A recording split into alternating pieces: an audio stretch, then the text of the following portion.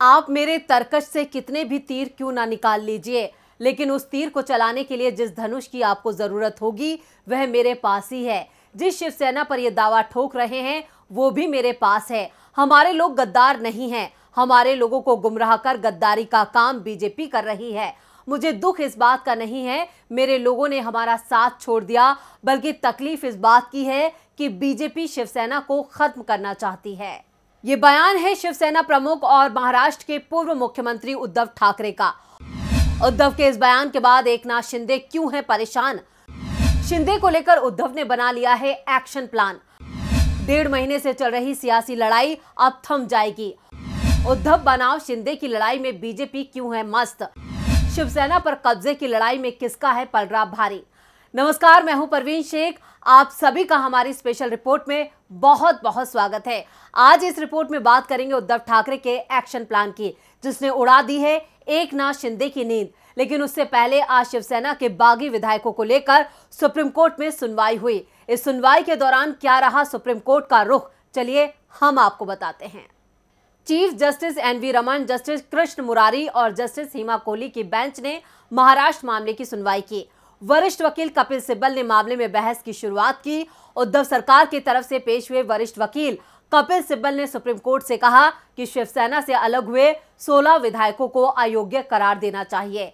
महाराष्ट्र का सियासी मामला उलझता ही जा रहा है। सुप्रीम कोर्ट अब इस मामले की सुनवाई के लिए बड़ी बेंच गठित कर सकता है। सीजेआई एनवी रमन ने कहा, मामले की सुनवाई के लिए एक बड़ी बेंच की जरूरत है।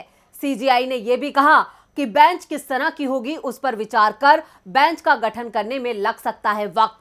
शिंदे गुट के वकील हरीश साल्वे ने उद्धव गुट की याचिकाओं का जवाब दाखिल करने के लिए 1 हफ्ते का सुप्रीम कोर्ट से वक्त मांगा है। सुप्रीम कोर्ट ने दोनों पक्ष से दलीलें लिखित में जमा करने का आदेश दिया। अब सुप्रीम कोर्ट इस मामले में अगली सुनवाई 1 अगस्त को करेगा। शिवसेना के 16 विधायकों की अयोग्यता और एकनाथ शिंदे के शपथ ग्रहण को चुनौती देने वाली याचिकाओं पर सुप्रीम कोर्ट में जोरदार बहस हुई। उद्धव ठाकरे गुट की ओर से पेश वकील कपिल सिब्बल ने कहा कि जिस तरह से सरकार को गिराया गया था वह लोकतंत्र का मजाक था। कपिल सिब्बल ने सुप्रीम कोर्ट में पक्ष रखते हुए कहा कि शपथ ग्रहण के लिए याचिका पर फैसला होने तक इंतजार किया जा सकता था, लेकिन ये जल्दी में करा दिया गया। उद्धव गुट की ओर से दलील देते हुए कपिल सिब्बल ने कहा, अगर इस मामले को मंजूर कर लिया गया तो फिर देश की हर चुनी हुई सरकार बेदखल कर दी जाएगी। उन्होंने कहा कि ये सरकार गैर कानूनी है और इसे बने रहने का कोई हक नहीं है। कपिल सिब्बल ने सुप्रीम कोर्ट से कहा कि अगर इस तरह से राज्य सरकारों को बेदखल किया जाता है तो फिर ये लोकतंत्र पर खतरा है। सिब्बल ने यह भी कहा कि अदालत जब तक कोई फैसला नहीं देती तब तक रुकने की जरूरत थी। जो हो रहा है वह लोकतांत्रिक संस्थाओं का मजाक बनाने जैसा है। उद्धव ठाकरे का ही पक्ष रखते हुए अभिषेक मनु सिंघवी ने कहा कि विधायकों की अयोग्यता के मामले पर फैसले के लिए स्पीकर को अधिकार नहीं देना चाहिए। एकनाथ शिंदे गुट की तरफ से पेश वकील हरीश साल्वे ने सुप्रीम कोर्ट में कहा कि यह मामला दल बदल का नहीं है। उन्होंने कहा कि अगर आप किसी दल में ना जाएं और अपने ही नेता पर सवाल उठाएं तो इसमें क्या गलत है। दल बदल का कानून तो तब लागू होता है जब आप किसी और दल के साथ चले जाएं। क्या जिसे 15 से 20 विधायकों का भी समर्थन नहीं है उसे सत्ता में वापस लाया जा सकता है? सीएम उद्धव ने बहुमत खो दिया था। पार्टी के अंदर बिना किसी दल बदल के आवाज उठाना गलत नहीं है। पार्टी की सदस्यता चुप्पी की शपथ नहीं है। हरीश साल्वे ने कहा कि सुप्रीम कोर्ट विधायकों की अयोग्यता पर फैसला करने वाली अथॉरिटी नहीं हो सकता। अगर किसी सीएम को उसकी ही पार्टी के लोग बेदखल कर दें तो फिर उसमें लोकतंत्र के खत्म होने जैसी बात नहीं की जा सकती। सुनवाई के दौरान चीफ जस्टिस एनवी रमन ने कहा कि ये संवैधानिक मामले हैं जिनका समाधान होना जरूरी है। महाराष्ट्र की इस लड़ाई में अब सुप्रीम कोर्ट 1 अगस्त को सुनवाई करेगा। महाराष्ट्र में एकनाथ शिंदे की सरकार की संवैधानिकता का मामला 5 जजों की बेंच को भेजा जा सकता है।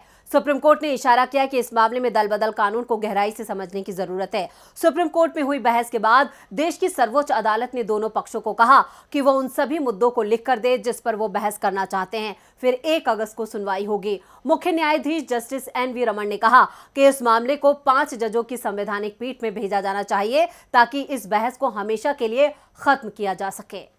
महाराष्ट्र में अब किसके पास है असली शिवसेना, इसकी लड़ाई और तेज हो गई है। उद्धव ठाकरे ठान चुके हैं कि वो किसी भी कीमत पर शिवसेना पर अपनी दावेदारी नहीं छोड़ेंगे। इसके बाद एकनाथ शिंदे की मुश्किलें बढ़ सकती हैं, क्योंकि सुप्रीम कोर्ट ने 20 जुलाई की सुनवाई में यह इशारा दे दिया कि इस समस्या का समाधान जरूरी है। उद्धव ठाकरे पहले ही यह साफ कर चुके हैं कि इसके पीछे बीजेपी जिम्मेदार है। शिवसेना प्रमुख उद्धव ठाकरे ने बीजेपी पर तीखा हमला बोला है। उद्धव ठाकरे ने 19 जुलाई को एक मीटिंग के दौरान कहा कि शिवसेना में विभाजन की स्थिति बागियों के चलते नहीं, बल्कि बीजेपी की वजह से पैदा हुई। आप लोग चाहे जितने तीर लेकर भाग जाएं, याद रखना कि मेरे पास धनुष है। ठाकरे संकट से नहीं डरते। उद्धव ठाकरे ने संकल्प व्यक्त किया कि चाहे कितने ही संकट आ जाएं, हम लड़ेंगे और नए सिरे से पार्टी का निर्माण करेंगे। शिवसेना में और टूट को रोकने के लिए अब उद्धव ठाकरे खुद मैदान में उतर चुके हैं। शिवसेना में और टूट ना हो, इसके लिए उद्धव ठाकरे जल्द ही महाराष्ट्र का दौरा करेंगे। इस दौरान उद्धव ठाकरे की कोशिश शिवसेना के कार्यकर्ताओं को एकजुट रखने और उनमें विश्वास जगाने की होगी, ताकि बिखराव को रोका जा सके। इस बीच खबरें ये भी हैं कि शिंदे गुट पर भी खतरे के बादल मंडरा रहे हैं, क्योंकि 20 दिन से ज्यादा वक्त बीत चुका है और एकनाथ शिंदे अपनी सरकार के मंत्रिमंडल का विस्तार नहीं कर पाए हैं, जो इशारा करता है कि शिंदे गुट के अंदर भी मंत्री पद को लेकर नाराजगी चल रही है। ऐसे में जिन विधायकों को मंत्री पद नहीं मिलता है, वो वापस उद्धव कैंप में जा सकते हैं। शिंदे के साथ जो विधायक गए थे, उन्हें मंत्री पद का प्रस्ताव भी दिया गया था। ऐसे में अगर मंत्री पद नहीं मिला तो ये विधायक घर वापसी कर सकते हैं।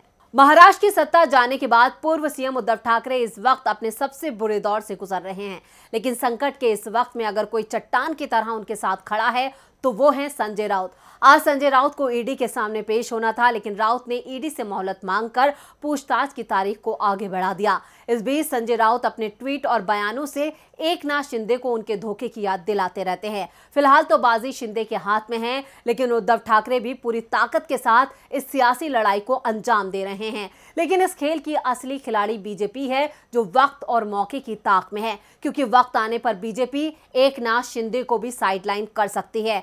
अभी बीजेपी की नजर महाराष्ट्र के बीएमसी चुनावों पर है। बीएमसी पर कब्जे को लेकर बीजेपी ने शिंदे को मोहरा बनाया है। ऐसे में काफी दारोमदार बीएमसी चुनावों पर है, जहां उद्धव ठाकरे मजबूत माने जा रहे हैं। तो ये थी हमारी स्पेशल रिपोर्ट। आपको हमारा ये वीडियो कैसा लगा, नीचे कमेंट बॉक्स में अपनी राय जरूर दें और इस वीडियो को ज्यादा से ज्यादा लाइक करें और शेयर करें। देखते रहिए डीबी लाइव। नमस्कार।